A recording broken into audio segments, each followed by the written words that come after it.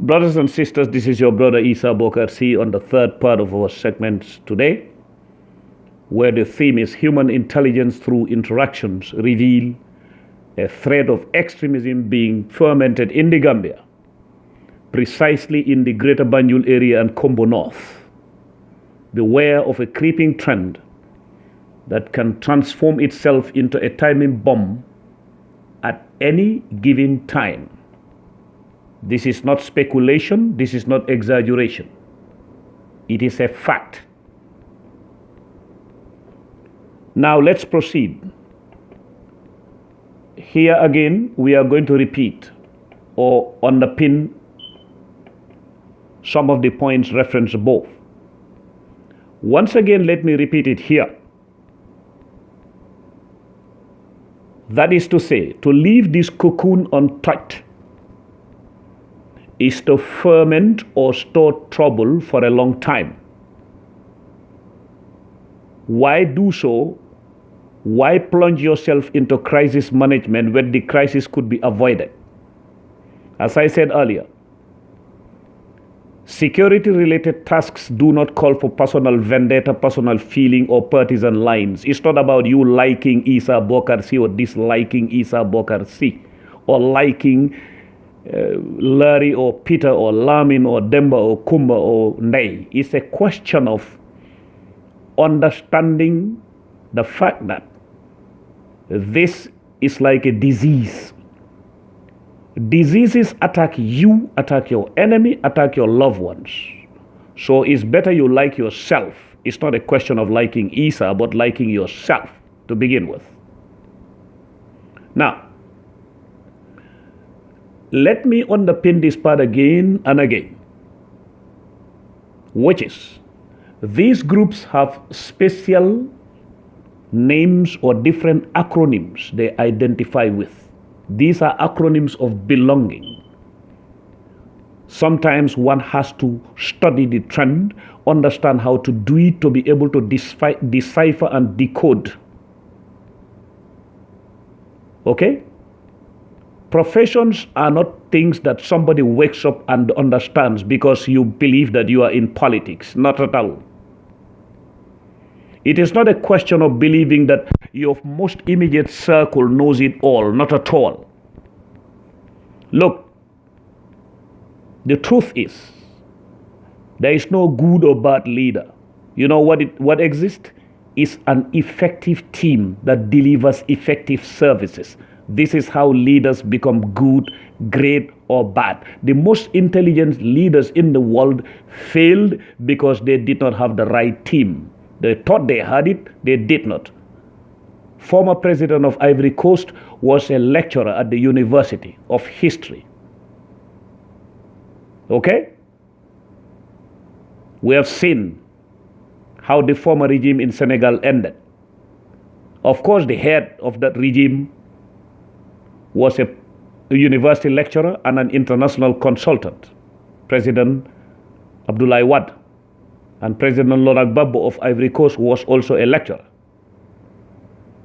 So it's not a question of how highly educated you are or how much you are loyal and then how much you remain listening to the whispers of the people you wish to be talking to. It is a question of understanding what the country is whispering to you. Now, another factor is that apart from the fact that these groups have special names or different acronyms of belonging they identify with, it is also another fact that remains within, and this fact is we are falsely netted, bending against civility of Islam and the West in general. That is scary. Although these groups are not yet violent in any form or shape, but professional analysis have confirmed that they are concretizing their postures. If you choose to listen or you don't choose to listen, know that other countries have been listening and are still listening to some of us anyway. I'm saying so with humility.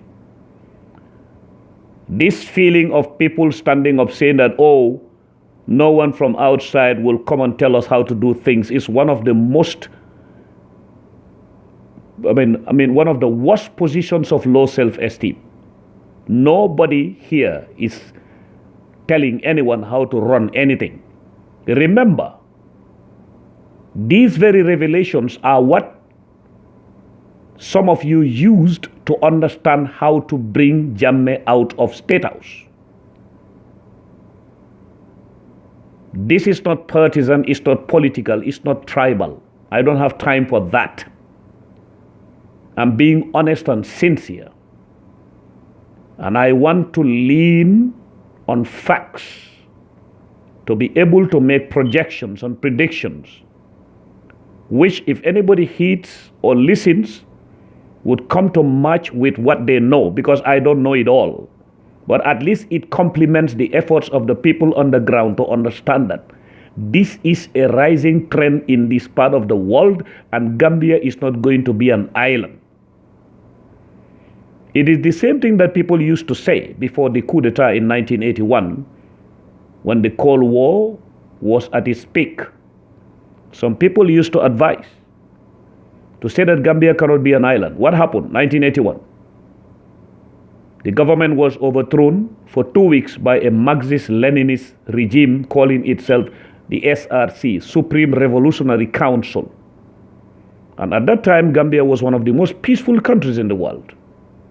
We came back and we are lucky.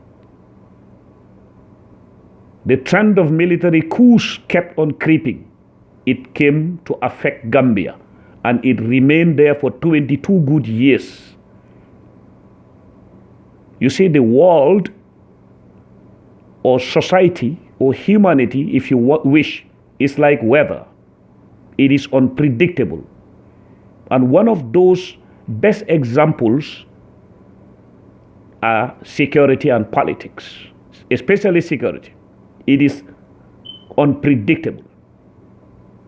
So when somebody is telling you things or revealing things to you that other countries would listen to, don't be affected by the Gambian disease. Ham nañ ko moy kan. Stop that. That will only harm you, not me, not the others that are telling you the truth from a professional experience that other countries would listen to from us. Now,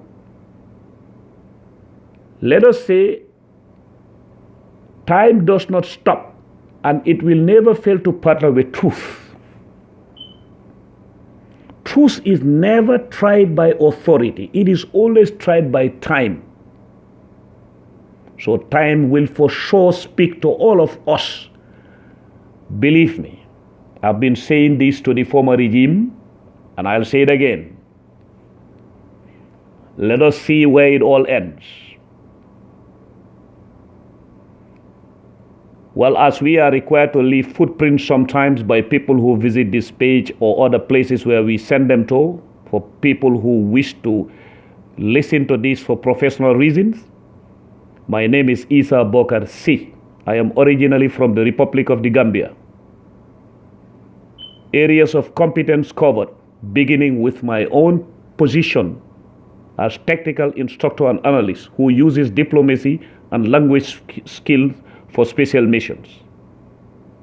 Thank you very much, brothers and sisters, and I hope this falls into ears that are not deaf. And I hope this is not going to fall into hearts and minds of people who listen to the messenger and don't listen to the message. Even if you don't like Essa Bokarr C, listen to what I'm telling you. It's for your own good. Thank you.